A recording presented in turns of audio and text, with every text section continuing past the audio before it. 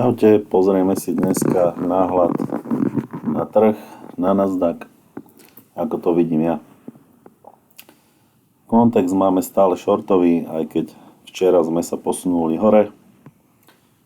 Urobili sme vyššiu value area, takisto vyššie VPOC, ale stále sme v spodnej časti tohto Bčka, takže stále to vidím ešte veľmi shortové. Mám tu pár scenárov pripravených. Mám tu zakreslené hrany, ktoré by som chcel dneska zobchodovať. Uvidíme, na ktorej príde najlepší scenár.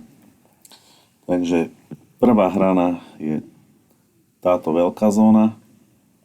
Máme tu value area low, value area high, úbytky volumu, tieto highs, čo je veľmi dobrá likvidita pre nás, ktorá by mohla byť vykopnutá. To je scéna 3, vykopnúť túto likviditu, zlyhanie kupcov, agresia predajcov, potom by sme mohli hľadať short. Máme tu ešte scenár z tejto shortovej hrany, kde máme včerajšiu value area high a veľa úbytkov volumu. Tu nám máme veľký úbytok, tu na veľká úbytková hrana, tu na úbytok volumu, zase úbytok volumu. Takže zase veľmi dobrá zóna na shorty, ale v tomto prípade by som chcel vedieť, že budujeme balance. Ideme to vykopnúť. Zlyhanie kupcov, agresia predajcov, pullback, shorty.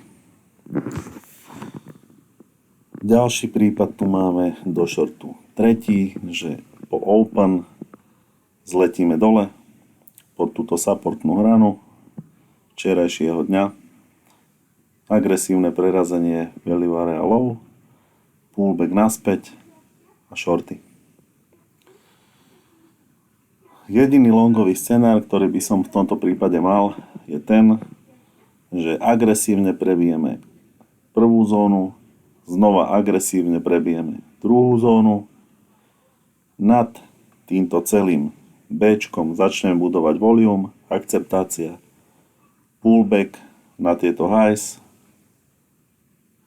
zlyhanie agresívnych predajcov, agresia kupcov a môžeme ísť longy. V tomto prípade by to bolo možné. Ale v iných ostatných prípadoch long absolútne nepripadá do úvahu. Tuto dole ani v tejto zóne proste žiadne longy nehľadám. Jediný long, ktorý môžeme hľadať, je až nad zónou týchto highs z posledných 3 dní. Inak nepripadá do úvahy.